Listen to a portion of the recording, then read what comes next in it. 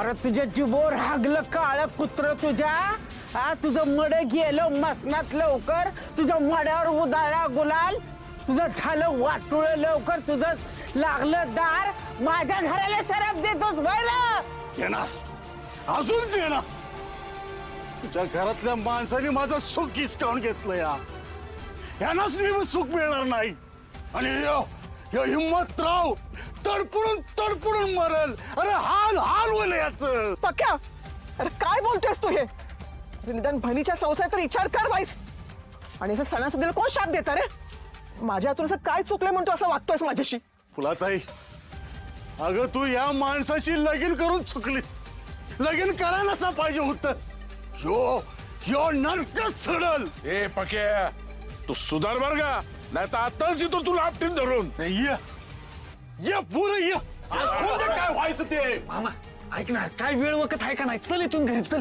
मामा अरे सण आहे असं वागू नको काय ते दिवाळी नंतर बघू की होय की हो चल हो मी काय म्हणते हे आपलं समजा कर्मच होतं असं समजून आपण सोडून देऊ चला माझं कर्म चांगलं आहे या हिम्मतरामाचं कर्म वाईट आहे याला कर्माची शिक्षा मिळणार यो कर्मच मारणार आहे आणि याला मरताना कोणी पाणी पण नाही पाजणार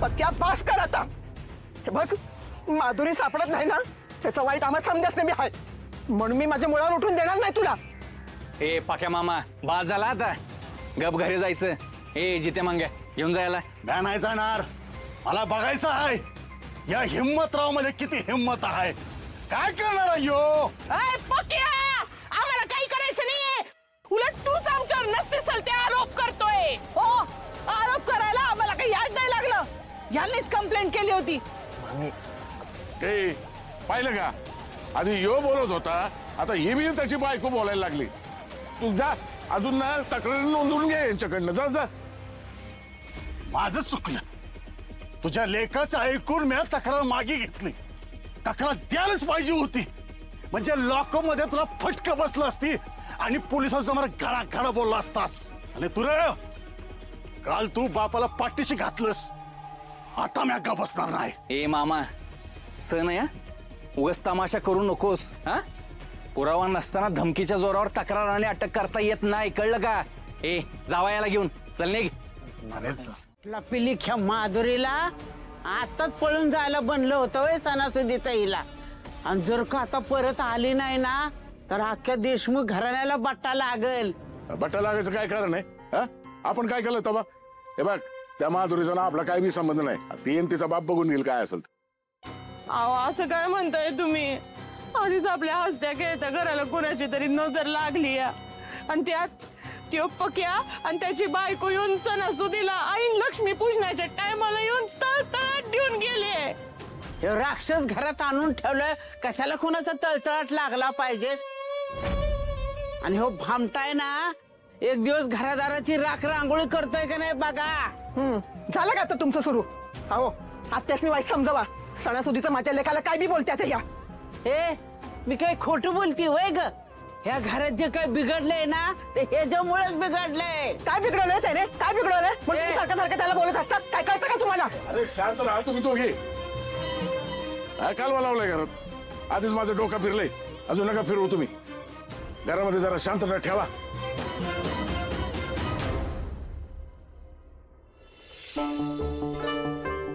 आजी सणासुदीचे दिवस आहेत घरात असं भांडणाचं वातावरण बरोबर नाही मी सगळ्यांसाठी दिवाळीचा फराळ आणते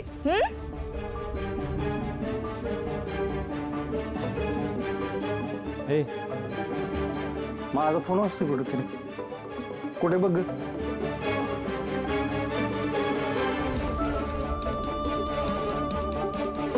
कोणाचा आहे जामकर साहेब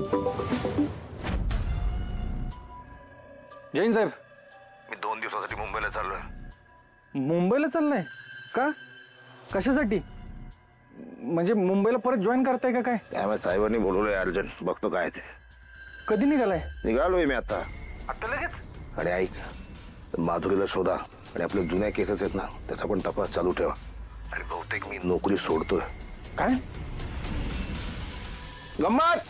गंमत केली मी. अशी गंमत करत असतो मी अधून मधून. ठेव. साहेब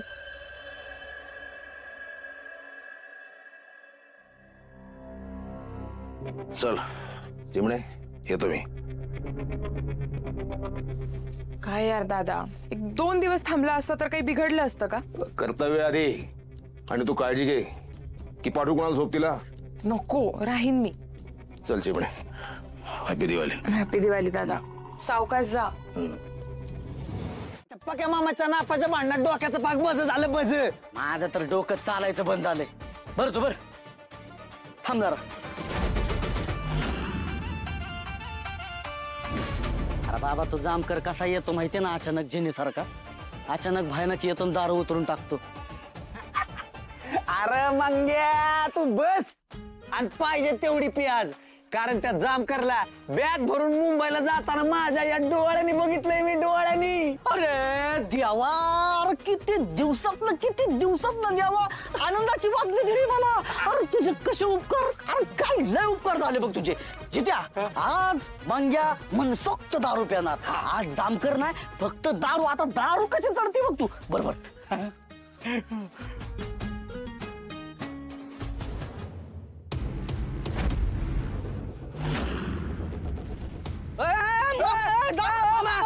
मामा अरे थोडी ठेव. थोडी मामा. अरे कुठे मामा. त्या हिम्मतरावाला सोडतच नाही म्या. मामा अरे तू किती बी म्हण आणि काय बी म्हण, पण आम्हाला नाही वाटत की आप्पाचा ह्याच्यामध्ये काय हात आहे म्हणून. हा आप्पा असं काही करू शकत नाही तर. ए तुमच्या दोस्ताचा बाप आहे म्हणून लय पुळका येऊ देऊ नका. तो माझा दाजी हाय. तुमच्या जन्माच्या आधीपासून ओळखते त्याला म्या. तो आणि त्याचा पोरगा गोपाळ, या दोघांपैकी कोणीतरी माझ्या पोरीस फूस लावून तिला लपवल्या. आणि हे मला चांगलंच माहिती आहे. ए आता तू एवढे आरोप करतोयस त्याच्यावर, हा काय पुरावा काय आहे तुझ्याकडे सांग. माधुरीच्या हळदीत व्हिडिओ शूटिंग केलंय. त्यात नक्कीच काहीतरी सापडेल. सोडत नाही त्या हिम्मतरावाला म्या. एका क्वार्टरात काय व्हायचं आता. कसले येडे रे, 5 मिनिट थांबलं ना अख्खी क्वार्टर पिऊन गेले. बरं आता काय पाणी घालू घालू घ्यावं लागलं आता.